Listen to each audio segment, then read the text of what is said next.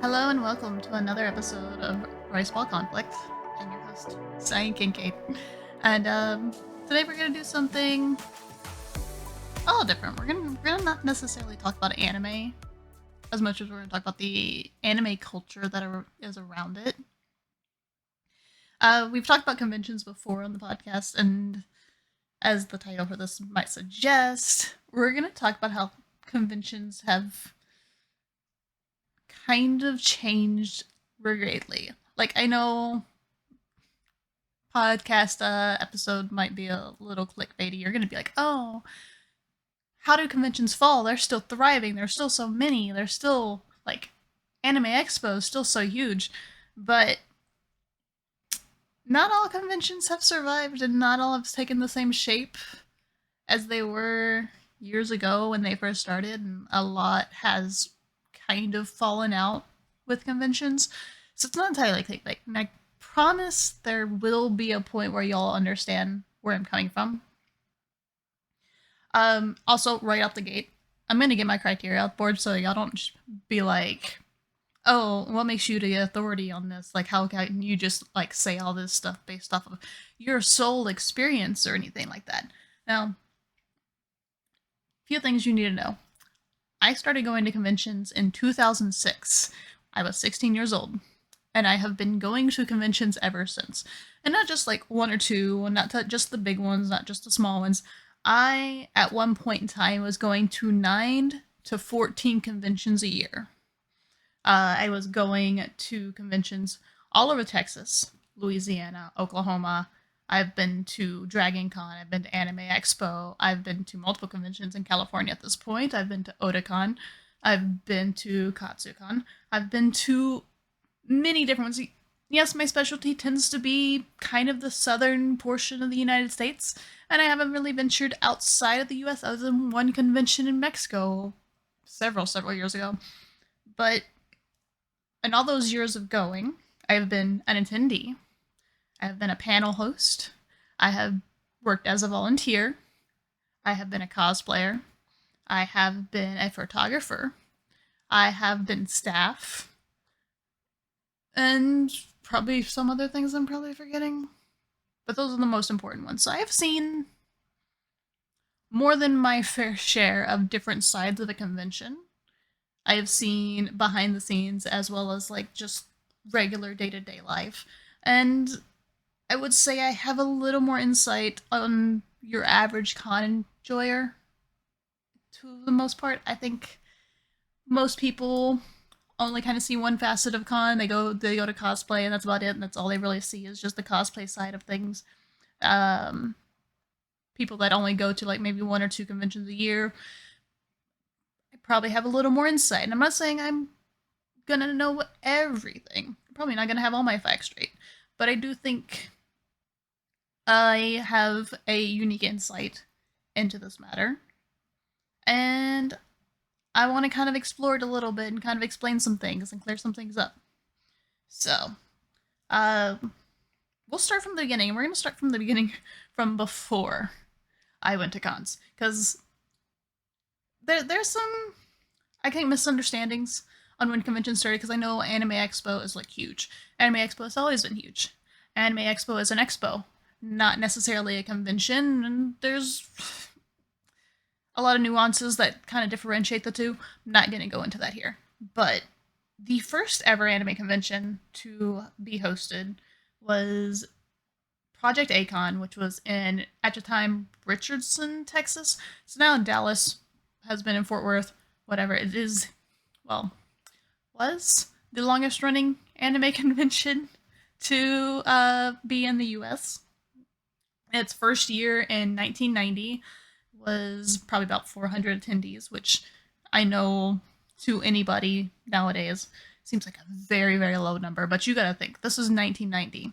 People didn't actively have the internet at the time. Like, there weren't forums online talking about where the next convention was. There wasn't like a huge online community that we have now. So getting 400 people in this small town in Texas that to attend was probably mostly word of mouth, maybe some flyers in the local comic book shops, some friends calling friends that they know from other states or something. This was even like pre Big Three. This was pre Toonami. So anime fans back then were watching a lot more of the classic stuff. They didn't have easily access stuff on TV. Like I think what Akira and a few like Astro Boys, Speed Racer fans and stuff like that. There's more. There's more. But just realize this is way before anime blew up, like truly blew up in the West. So to have 400 people in a location for an anime con, specifically an anime con, because while there was anime presence at conventions, at like fantasy cons, there wasn't one specifically for this niche. Like, and when I say presence, like the same way you go to an anime con now and you'll see somebody selling video games or comic books or other nerdy merchandise that isn't necessarily anime but kind of happens to overlap in an audience. So you'll have like a little anime corner at a little fantasy convention in El Paso or something, and that would be your anime experience at a convention. So yeah, Acon really kind of opening the door for a lot of anime specific conventions, because just in the year after that, like we see the emergence of a couple more. I believe Anime Expo started in 1992, 2 years after, yeah. And we also had like Anime Fest that started, which was also in Dallas. ChibiCon, which was in New York. There was a slow, what do you call it, a boom?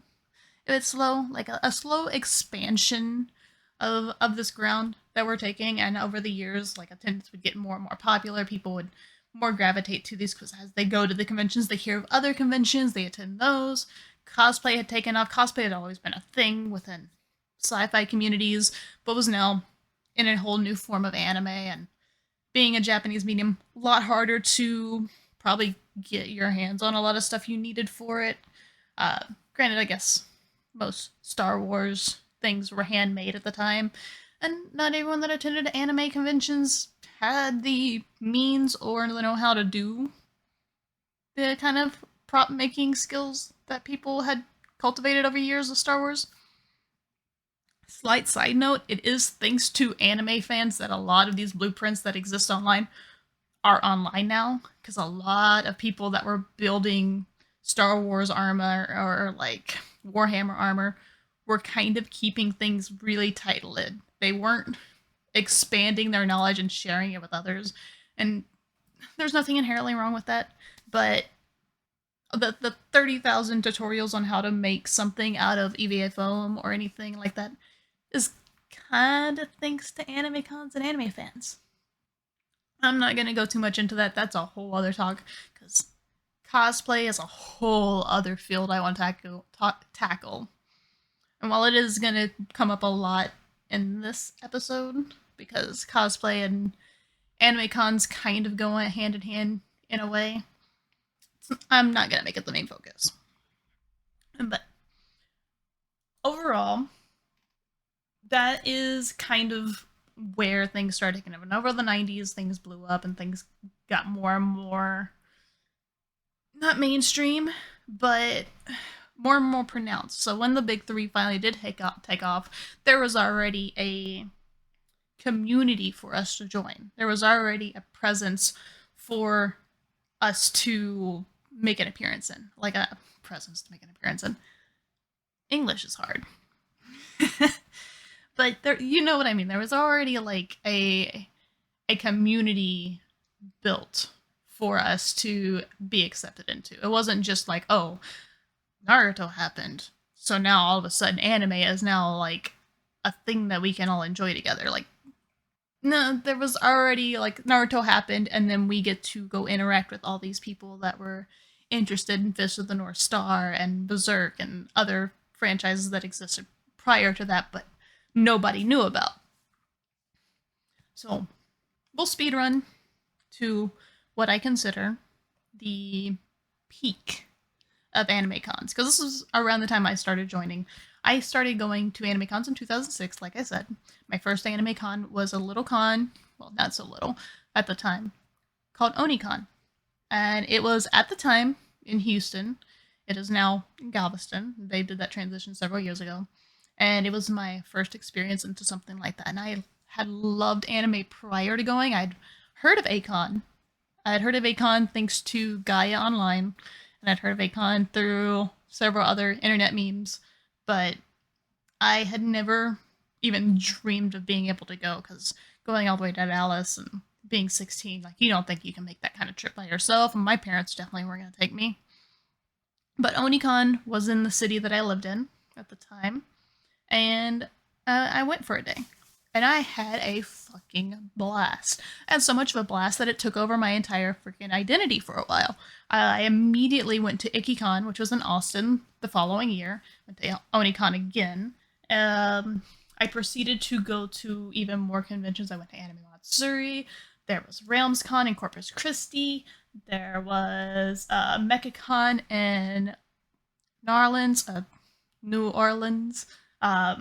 San Japan and San Antonio. Uh, what else was around that time? I know there was El Paso Anime Con. I went to that one year. I don't remember what year that was. But there was a lot of small conventions or medium-sized conventions that I was attending at the time. And I started cosplaying. And I loved cosplaying. And I love meeting new people, and I love being able to, like, talk to people. Like, girls that have been around long enough know that I was homeschooled, so I didn't really have a lot of people that I could talk about with anime. I had a couple friends in like middle school, but being able to go to a space where I could be just, I guess, fangirly about the things I loved, I could go around and I could just bring up Naruto in casual conversation, and everyone knew what I was talking about. I could come up and talk about Kuro Setsuji, and people knew what I meant. It was a great time for anime conventions. It was very welcoming, very freeing. Like, of course, they had their problems, and a lot of this stuff is like looked on with kind of disdain nowadays, which unjustly so, and I will get into that. But there was something so exciting about going to a space and just being able to be excited about the things you loved without being judged. It is probably the most amazing experience of my life. Those first 3 years of going to conventions probably brought me out of my shell more than anything else ever could have. So, 2006, we had, well, not necessarily 2006, probably 2010 or so. There's a lot of things that are associated with that time frame. There's yaoi paddles, there's glomping, there's Hatalia fan bases, there is Naruto running through conventions, there is Homestuck. Uh, maybe some of it was more cringe than I remembered it. Maybe I'm regretting my decisions on wording. But a lot of the stuff is kind of remembered for the bad that it was, and not necessarily what it actually was like. Because a lot of people that tell these stories tell of the stories from hindsight, of like, oh, they were 12 years old and they happened to see it happen a couple times and now they think it's creepy, or they never saw it happen and they just heard about it and they're like, oh, it's creepy because it's creepy now. It wasn't creepy back then. Social norms were a bit different. It's perfectly fine. Like, it's fine if you're not okay with it now, and you were okay back then. It's okay if, like, you want to look back and like, maybe I shouldn't have been doing that when I was 14 years old. We all have those thoughts. But to paint something as just purely negative when it was never entirely that. Let's take the free hug signs, for example. We'll start with that one. That's the most tame one. So people used to go around conventions, and they would have these big signs, generally cardboard, very poorly made, and they would just say free hugs on them. And people look on that now as like being creepy and predatory, and they're like, oh, that's gross, and they're like, oh, they got banned because it was creepy, and I'm like, no, it got banned because it's illegal. There's a whole free hugs campaign that happened around this time. You can look on the internet, probably find a good YouTube video on it, where you can't solicit something even if it's for free on public property like that. Like, There's a reason vendors and Artist Alley and stuff like that exist. You kind of have to have a license to do stuff like that, even if it's for free. You can't advertise it at least. You can hand out free stuff, like buttons or stickers and stuff, but you can't advertise it with a sign. So of course it got banned. Didn't get banned because it was creepy. Because people were still carrying them around after they were banned, because what was banned was the homemade signs. You could buy a free hug signs inside free hugs sign inside the vendors hall from artists that would make them, and you could carry that around because it was at that point merch. It was something you had paid money for, and it was yours now, and you could clip it to your hat, or you could clip it to your badge, or wherever you wanted to put it. And I had a couple of them. I had a couple different colors. I know most of my friend group had them as well. It wasn't ever anything that was pushed on anybody. There was varying amount of people. I will say it was mostly kind of a guy thing. It was mostly guys that had them, but it was just innocent. Yes, there were people that made it creepy. We will quickly learn that creepy people make good things bad very easily. Case in point, we're gonna go into glomping. If you don't know what glomping is, and this, if you've been around the convention sphere, you probably heard horror stories of glomping, okay? Glomping is, if you see that anime, you see that really excited girl that she sees her friend or a crush for the first time and she runs and tackle hugs him, that's glomping. Glomping was definitely done mostly by the female fan base back in these days, and it was 90% of the time consensual. It was 90% of the time it was friends running up to friends and hugging them, or more often than not, it was done for a YouTube video or a little clip or a little video to show their friends, because this was in the beginnings of YouTube on kind of a mainstream basis. Like, people were posting a lot of anime vlogs at this time. So you would see people do compilations of like, oh, they got a whole cosplay group together. They're going to have all these characters. Glomp this one character because all of them are cosplayed one character and this one's the other one. Like, case in point, somebody cosplaying Sebastian and you have 5 people cosplay Grail. Who's going to get glomped by 5 Grails? Makes for a very cringy video, but it was harmless. Now, of course, you had people that ruined it and made it worse. You had that 10% of these, for generally really young, because this was around the time I worked security, and we would have to like go warn people, and it was always when I had to go warn somebody, like a 14 or a 12-year-old girl who had glomped a stranger and maybe broken a part of their cosplay, or snagged something on their costume, or smeared their makeup or something. Like, it was always a young girl who just did not know better, that did not have common sense, that would just touch somebody that they didn't know without consent. And after a while, that kept happening. And I'm not saying it was only those. There was probably some guys that did it too. I don't ever remember seeing any guys participate in the actual glomping side of things. I remember seeing guys being the subject being glomped, if that makes sense. But it was never normally the guys that did it. It was always the girls. And it was always the fangirls. It was always the yaoi ships. And it was always the young ones. But yeah, it was just, don't touch people. Don't touch people you don't know without asking them first. Don't hug somebody you don't know without asking them first. This was just something that is still not common sense for most people. We're not gonna act like the cosplay is not consent movement has completely given the community all common sense. Because yes, now this gives them a reason to enforce it more, but it still happens. It has not gone anywhere. It has just taken new forms.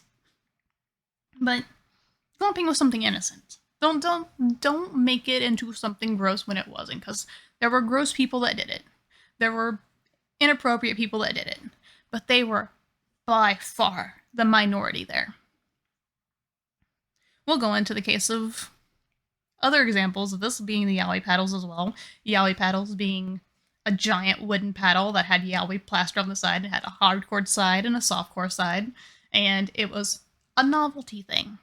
It was meant to, like most of us normal people, we had one. We had it strapped to our belt while we walked around the con to advertise that we were big into the yaoi scene, that we loved our yaoi boys, and we liked watching our shows, and we wanted to like talk to everybody around us that loved it as well. Because, oh my god, that community was insane. That community has tamed so much in the past 2 decades.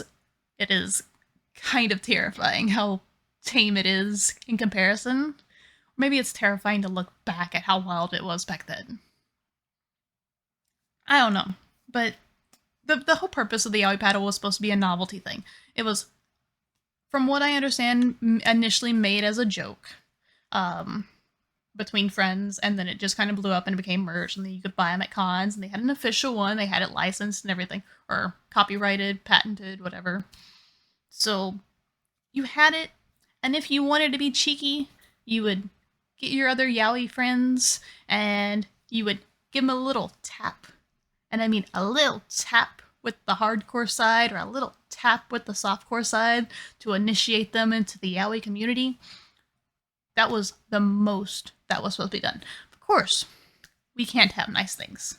Of course, you had people who were like, oh yeah, I'm going to give you a little tap, and then just full on wallop somebody with it.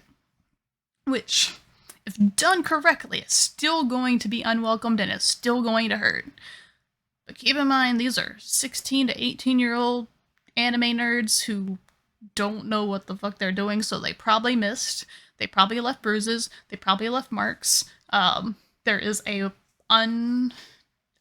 confirmed case of somebody actually breaking a bone. Never been confirmed. That's just maybe a rumor. Not going to discredit it. Needs to be said regardless, just in case it actually did happen. But this is just people being stupid. And this is honestly what you would expect from a bunch of uneducated nerds that are given a weapon. Like, I'm not saying we should all be punished and not ever have fun things, but if you think you're gonna get something and not have people immediately abuse it, you're wrong. That still happens today. People are still smacking people today with things they shouldn't be smacking people with. It's just not a yaoi paddle, because yaoi paddles got banned after that. Now we all have retired our yaoi paddles to our closets, and we bring them out every now and then to dust them off and remember cringy times where we would sing the Yuri on Ice opening in the middle of the hallway, very loudly disturbing everyone else who did not like the anime. It's something that is initially innocent, that is just ruined by negligence, I guess. It's ruined by a lack of common sense. You can't expect everyone to behave. And that is the case now. Like, we have rules now. We have cosplay is not consent. We have a more enforced con security. But even then, like, banning yaoi panels, banning glomping, banning free hugs has not stopped the predatory behavior from happening. It has not stopped the creepy behavior from happening. Hell, handing out free deodorant at cons and publicly shaming them on Facebook and Twitter pages has still not changed convention goers to actually shower. Like, if you think banning something or making something public is going to stop something from happening or enforce something to happen, the anime community is proof that it will not. And I'm not saying this is a good thing. I'm not saying this is inevitable. I'm not saying, oh no, we should all just like accept the way things are. I'm just saying, don't shame things because of a couple bad eggs. Like, cosplay and conventions and this environment in the early 2000s was so amazing.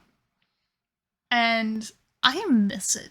I miss it so much. I miss the more freedom I had with my cosplays, because I'm gonna be honest, cosplay dress codes were way more lax back then. Like, or they weren't enforced as much. I think dress code for cosplays back then was mostly just the dress code for the standard city you were in, and it was just kind of implied that you know how you're supposed to dress in public. But I 100% showed up at a regular convention in Chocolate Miss Sue from Sorcerer Hunter's cosplay, meaning just suspenders on, no top, and tape that stuff down, and I was fine. Now, don't get me wrong, I didn't walk around this convention like that in like the middle of the day. I showed up in this cosplay to two 18 plus events at like 9 o'clock at night, and that was it. I was not walking around this convention like a deviant in the middle of the day. I'm aware that there are small children there. I was like 19 at the time, I think. Yeah. But even I was not going to wear something like that in a place that had kids. I had common sense, I would think, to the most part. But nowadays, you couldn't get away with that. Nowadays, like, everything has to be covered. Back then, it was just as long as the bits are covered, you were good. And that's kind of all I cared about. Now there's so much more risky cosplays out there that you still have to alter because somebody's dress code is way more strict to another cons, and the convention dress codes are sometimes more strict than even the city dress code. I get it. Trust me, I get it.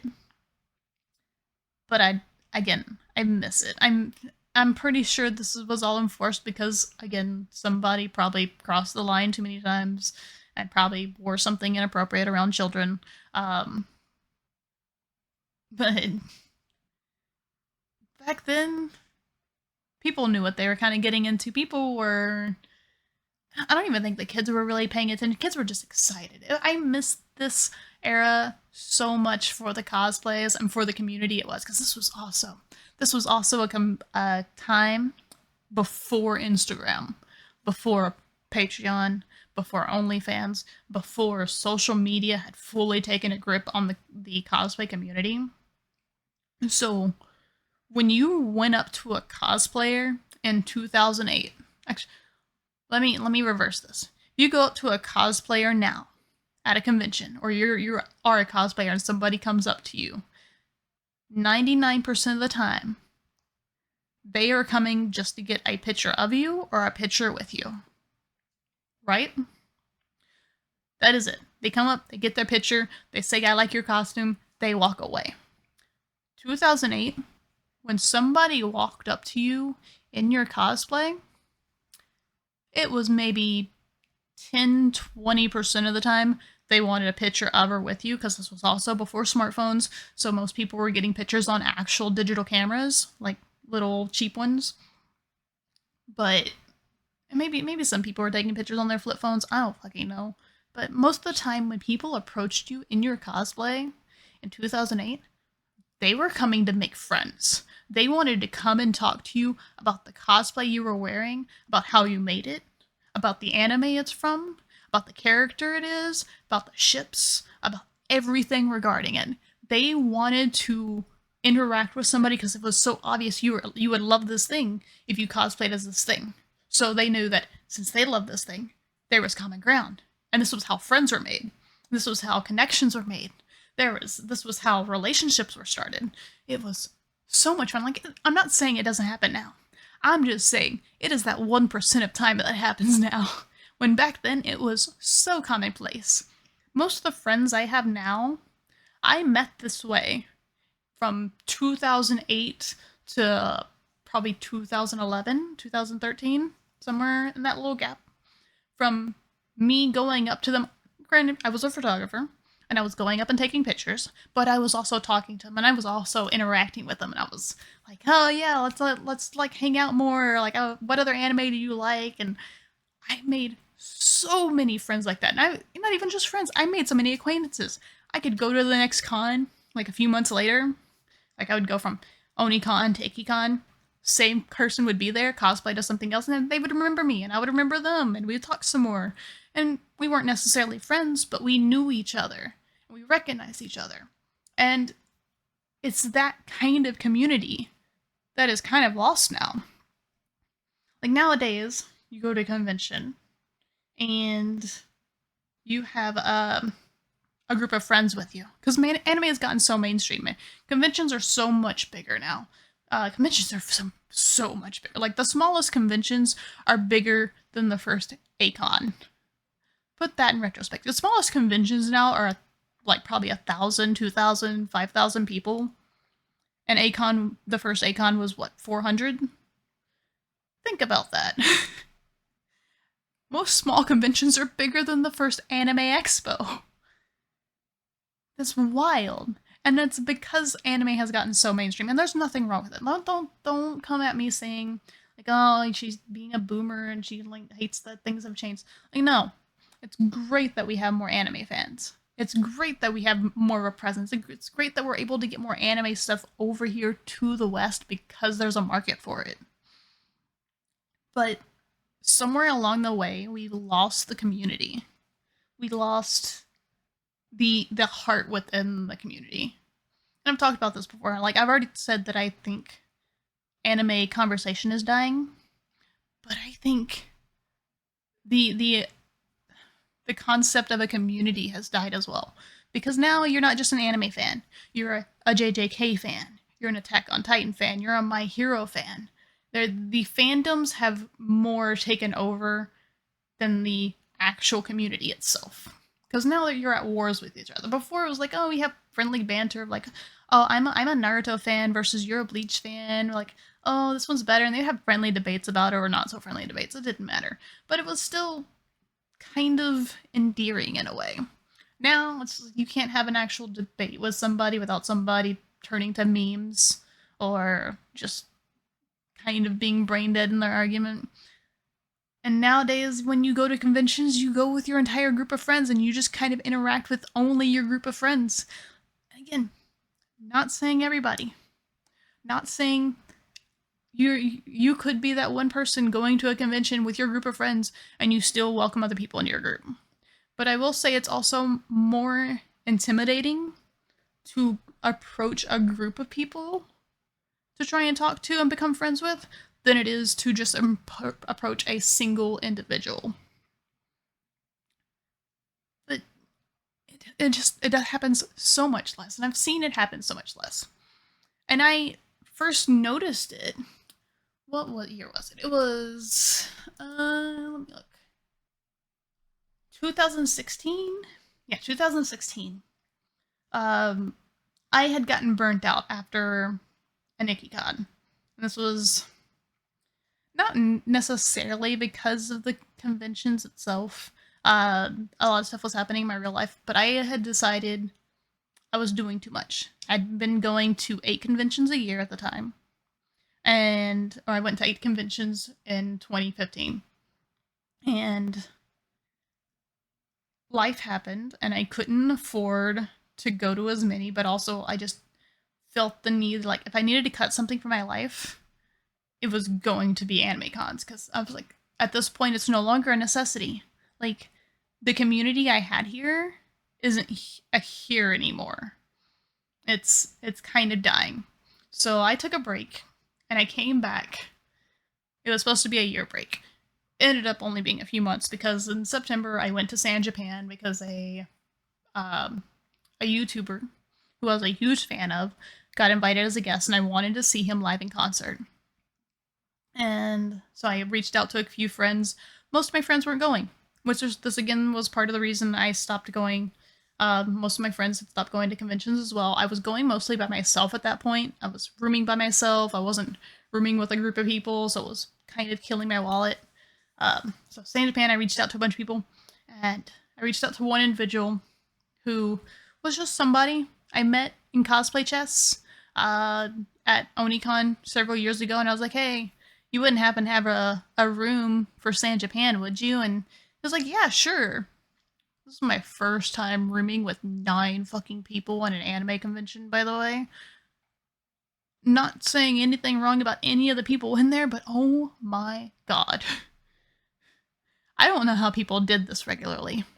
Like, I've run rooms before, and I've had like 5 people, and like 2 to a bed, 1 person on the floor, kind of thing, or whatever situation we needed. 9 people in a hotel room is absolutely insane. We made it work. I slept in a little corner on the side of the bed, and I prayed somebody didn't step on me when they crawled out of bed in the middle of the night or early in the morning. And trying to get on makeup and cosplays in the middle of that chaos was absolutely almost impossible. To the point where I actually just waited for everyone else to get done so I could change into my cosplay, because I was just like, I'm not. Most of these people were far more into like the makeup side of cosplay and like styling their wigs and stuff, where the cosplays I brought were pretty casual. So I was just like, I'll just wait. I'll just wait. I'm intimidated. I don't want to do this. But yeah, so I attended this con, and this con was my first, like, it was a huge eye opener, because I don't know if I just didn't notice it in 2015, or if it's something that took hold so hard in 2016 that it just completely changed the scenes. But memes were everywhere. Like, this was the year of Harambe.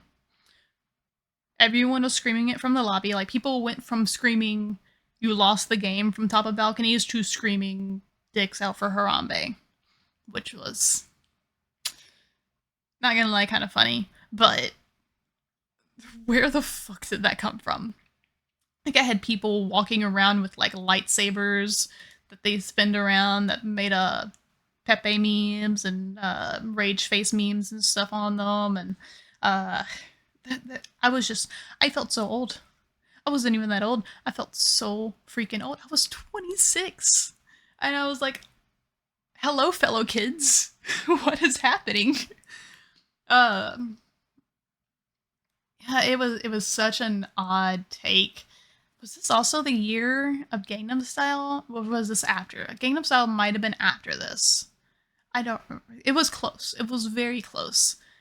But yeah, memes were just everywhere, and I felt so out of touch. And I was walking around this con, and I was going up and talking to people. This is a con I had attended before, right? This is a con I had attended multiple times before. And I was running into people that I knew, and I was talking to them and hanging out with them and having conversations with them. But there weren't many of them left, and there were so many people I was trying to talk to that were just so uninterested in carrying a conversation. They were just like, they were in their own little groups, and they were talking together, and they would like, I'd say something about their cosplay and like say something about the show, and they're like, oh, thanks, I like that too, and then they would walk away. And I was like, what happened? What happened to the, like, oh my god, I like this too? Like, I kind of missed it. I felt very out of my element. And I ran into an individual who, if any of y'all are come from the Texas con circuit, y'all would recognize him. He cosplays as Jet from Cowboy Bebop. He also does a Warhammer cosplay, and he attends so many cons in the Texas circuit. I've seen him so many times, and I don't know his real name, but he's so sweet. He's so nice. He comes with his little stuffed Ein, and even though I don't like Cowboy Bebop, I sit there and I talked with him a little bit, and we debate a little bit about sci-fi stuff. And I found him at that con, and I just went to him. I'm like, I'm so happy to see a new face, or not a new face, but a face I recognize. And I'm so glad you're still here. And he's just like, are you okay? And I'm like, I've never felt more alone at a convention in my life. Like, I had my roommates, and they were all really nice. And I'm not normally the type that hangs around my roommates the entire con. Now, if I see them, I say hi, or like we might go grab something to eat. But I'm like, I'm not gonna be clingy to them the entire time. I'm not I'm not like that with most people, unless like it's pre-organized that we're gonna hang out the entire time. I'm not gonna do it. And I felt like every time I tried to talk to somebody, I just got brushed off. And he was like, "Yeah, it's kind of been like that for the past like year or so. Like he stopped getting approached as much to ask about his cosplay or anything. He just gets stopped for pictures, and like he encouraged me to keep positive about it, like to not let it get me down because things could always turn up. Like maybe it's just this year. 2016 was a wild year. Like 2016 was in that little void of years that we don't remember. That span of era that's just like, what the fuck happened? Was this like, is this where the Weasel timeline took over or something? It it's so hard to explain. It really is. Which I think is probably a horrible thing to say for a podcast, but it is, and it's the best thing I can do is what I've done is because it's just an inherent feeling. And then after this, I continued to go to cons, and it didn't really improve. Like, I started making friends again. I started making new friends with some of the newer con attendees and stuff. But I do feel like those friendships were a lot more shallow than the friendships I had before. Like, I'm still friends with all the people I initially made at cons. They just don't go to cons anymore. They I don't want to say grew out of it, but they have kids now, and they can't really afford to go. Some of them have started coming back to cons and started bringing their kids along, but most of them still don't. And I don't fault them for it. I'm the one that didn't get married and didn't have kids, and I don't regret that decision. Don't get me wrong, but it's weird to be a part of a community for a decade and then feel like you don't know anybody in it, you know? Like, to go from knowing so many people to knowing nobody over the course of a couple of years was weird. And I know this probably taints my opinions on cons quite a bit, because this is also the time where I started working cons a lot more. I started I delve into cosplay a lot harder. I started doing photography for conventions. I started doing staff for a couple cons, not necessarily anime cons. I did staff for mostly sci-fi cons in the area, but I wanted to maybe take a different approach to things. And I made some contacts. I made some friends. I still greatly appreciate all of them, but it's not as easy as it was. Like, it's not as easy to approach them as it was, and it's not as easy to talk. I feel like I have, how do I put this? When you have a smaller community, like what anime cons were in 2008 to 2010, where the anime community was not as popular. Like, it was definitely on a high because of the big three, but it wasn't necessarily as mainstream as it is now. So all the people that went to conventions were not just fans of anime, but they were the hardcore fans of anime. Like, these were the people that, like, they weren't just watching what was on Toonami, they were obsessed with everything they could get their hands on. They read manga, they were pirating things on the side, on various inappropriate sites that probably destroyed their PCs. And they had such genuine love for this medium that nowadays, a lot of people that go to conventions are kind of more, how do you say, casual anime fans. Because with the rise of Marvel movies and the rise of anime being in movie theaters, anime is very mainstream, and it's very easy to become an anime fan now. It's very easy to access it. It's on Netflix, it's on Hulu, it's on Disney Plus, like it's on Amazon Prime. Like, anything you have has anime on it. So pretty much everyone has probably watched an anime at this point in time, and those people are no longer feeling like, oh, well, I don't fit in at anime con because that's just for the really nerdy types. Like, no, everyone is going to an anime con.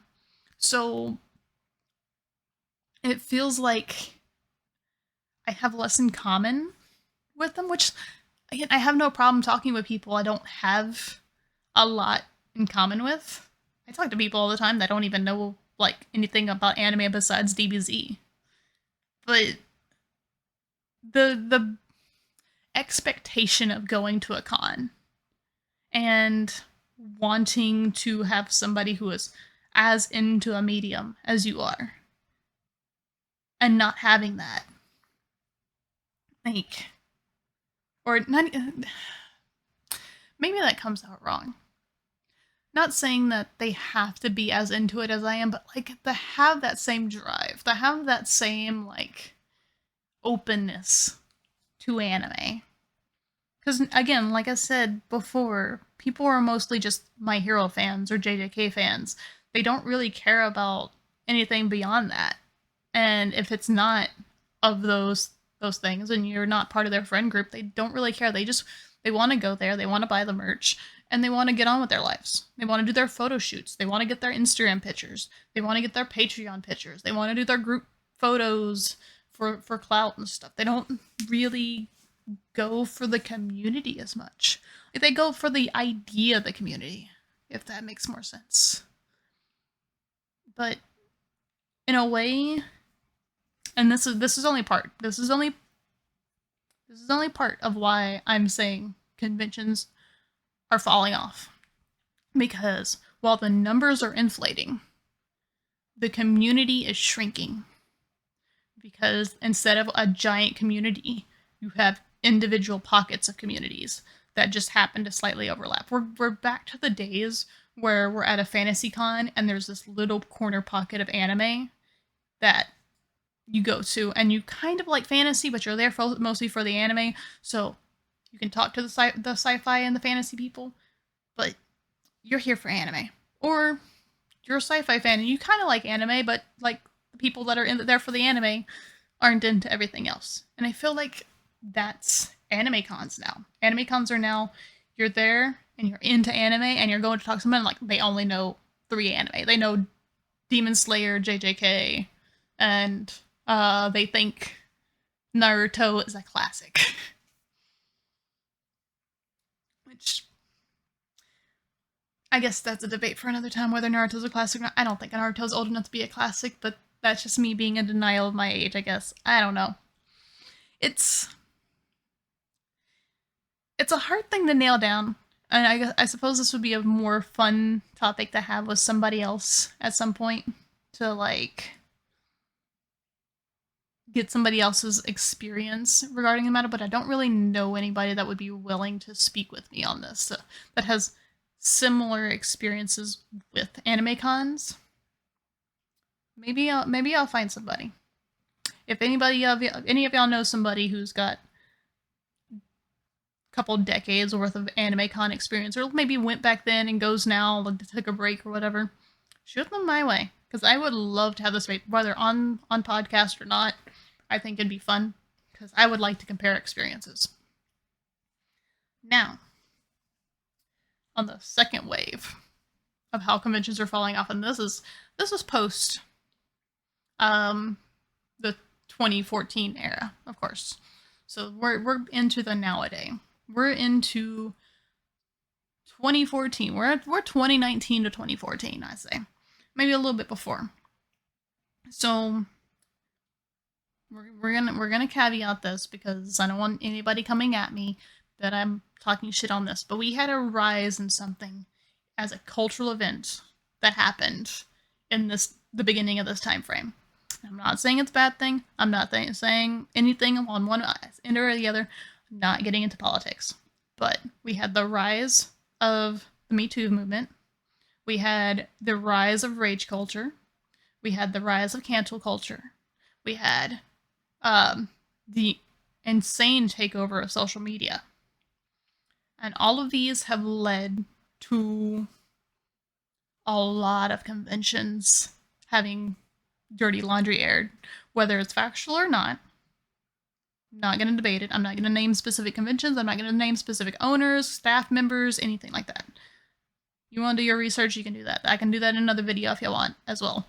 But I don't really want to do drama stuff. But I'm just saying, over the course of like 2 years, I watched so many cons go under fire because they had staff members, CEOs, owners, like veterans in their work staff get called out for something, and either they've had to step down, they've had to completely get booted from the con, and some of them even still stayed in power. It didn't matter. Like they still opposed the con to this day.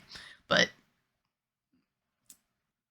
that has affected con numbers, and that has affected the dynamic of certain cons in certain cities, because say you have a big con in a city and their owners get called out for something, well, now everyone's going to fluctuate to another con in that city.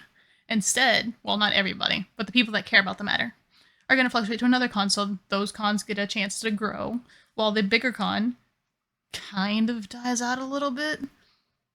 Granted, those are rare cases. Most of the time, the cancel culture stuff doesn't really reach the main audience of a convention, because not everyone is terminally online. More people are terminally online now than they were in 2015. But, or it was 2016 or so. But yeah, it hurt a lot of conventions. Some rightfully so, sometimes not.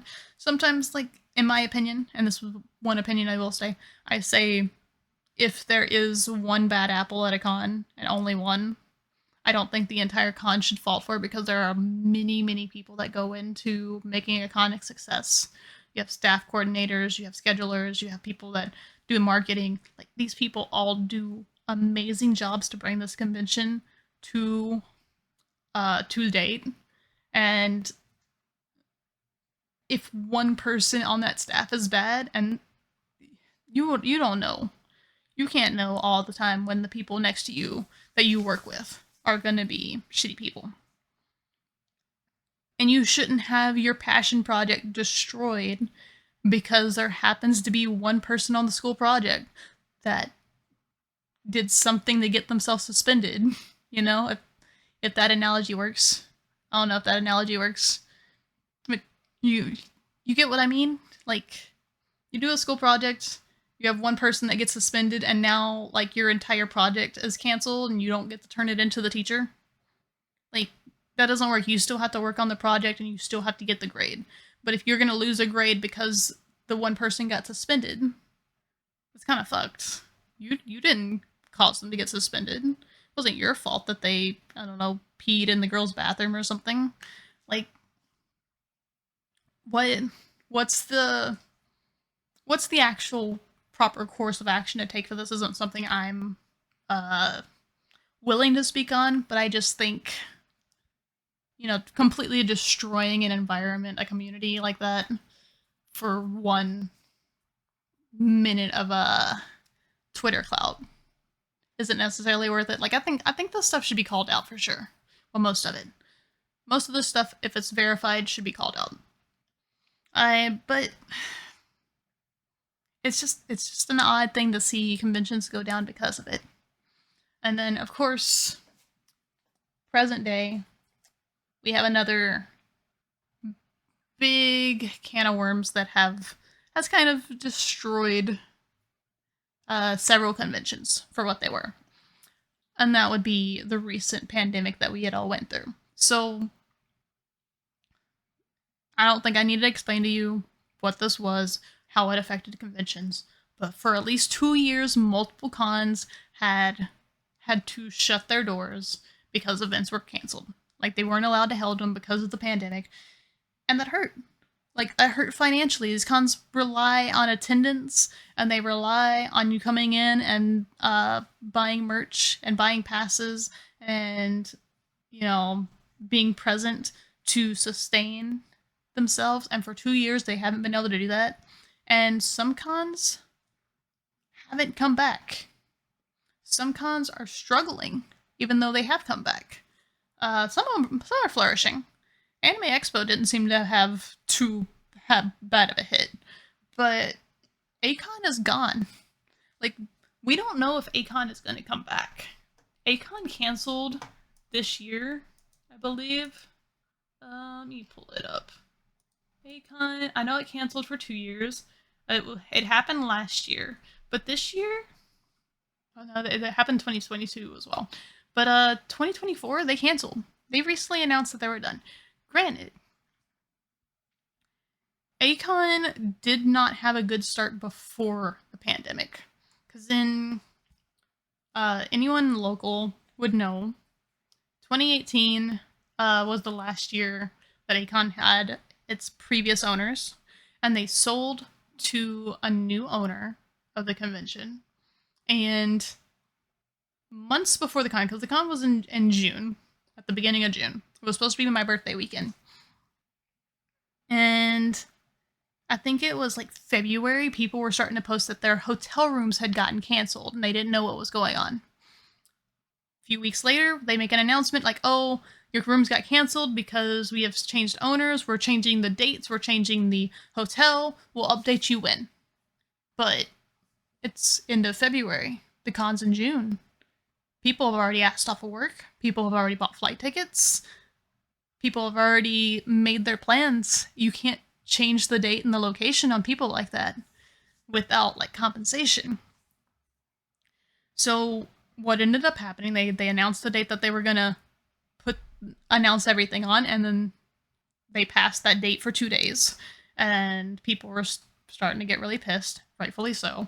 Then they finally announced the new date and the new location instead of being in Fort Worth, which, oh my god, the Fort Worth Water Gardens was an amazing location. And the fact that these guys put it at Fair Park in Dallas in the middle of June is so idiotic. I'm sorry, Acon, I've loved you for years, but I've heard so many horror stories from this con. There were some people that defended it. Like, oh, they had some indoor venues, and they had 2 water stations, even though it was mostly outdoors in the middle of June. But, like, it's Dallas. It's Fair Park. That is not the nicest area of Dallas. That's actually probably one of the worst areas of Dallas to be in. And the hotels were not close by. You had to either drive to Fair Park and park there, or you had to take the shuttle service where you had to wait outside for the shuttle to get there. It was rough. People were not happy. And that was the last year before COVID. So, for their comeback, I heard 22 was not bad. I didn't hear anything about 23. But I'm assuming it wasn't good if they're not back for 24. If 2 years weren't enough to recoup their losses, I'm assuming it's not good. And that's why at the beginning of this podcast I said they were the longest running anime convention, because I don't have faith that they are coming back. I think they are done. Now, I want to shout out a couple cons that I've attended that I enjoy to end this off with, because I think, because again, Acon, when it was at the Fort Worth Convention Center with the water park, not water park, with the water gardens, gorgeous. Go look up the water gardens in Dallas right now, like Fort Worth Water Gardens, not Dallas, same city, kind of, sort of, not really, but it's beautiful. It's perfect for taking photos. It's perfect for hanging out. Like, all the hotels surround it, so you could just leave your hotel and like walk across the street and you'd be in the water gardens. And at night, when the convention was closed, people would just be in the courtyard of the water gardens, like sitting on the steps, or the little pyramids that they had out there. People would be playing music, people would be hanging out, people would be dancing, just having a great time. This is peak. This is the stuff that I had missed. Like, this kind of community where they would just like get out there, have fun, and not really care, and they weren't really doing anything bad. Most people were smart enough not to bring alcohol. Some people did, kind of ruined it for some people, but considering the amount of damage anime convention goers tended to do to convention centers, I think the Fort Worth one was pretty nice. It was a little small for the size, but the reason we outgrew that location was mostly because of how good it was. Like, more people are going to attend if they know the area is good. But if you put it in a shitty convention center with nothing around, or shitty fair park with nothing around, not even hotels nearby, less people are going to be incentivized to go because that does not look appealing. Another con I want to shout out, and I've talked about this one, my first convention, Onicon. Onicon started in Houston, but they moved moved to Galveston. And they have been there ever since. Granted, I think they've taken a hit to their numbers and they've kind of had a stagnant growth because of it, but the convention itself is really fun because it's on the convention center on the beach. Granted, it's Gulf waters, it's kind of gross, but still being able to do beach hangouts and cosplay, super fun. This convention is it has the appeal of a bigger convention with some of its attractions, but it has that small convention feel where it's more community based. You can still feel like you're there to celebrate anime. You're still there to primarily do anime stuff. You're not there for your social media clout. You're not there to like get followers on Instagram. You're not there to do you might be there to do your Patreon photo shoots. Oh, okay, no. But all the hotels are really close by. They're really affordable. There's plenty of places to eat. There's even hotels nearby that are still affordable that aren't part of the con block. Plus, you can rent out a beach house. Who doesn't want to stay in a fucking beach house with all your friends for a convention and just have a little party room? You know? Onicon, while it was in the George R. Brown, was nice. It was nice. But I do like the Galveston location. It is, it's nicer for the environment outside because when you have a big city like Houston or LA or New York or anything of that matter, you have the street people you have to deal with. You have the overpowering smell of pee on the street that actually makes the people who don't bathe at conventions smell nice, which is disgusting to say, but it is true. And Galveston, you don't have that. Like, don't say like, oh, it's so safe, you can do whatever. It's still a city. Still be cautious.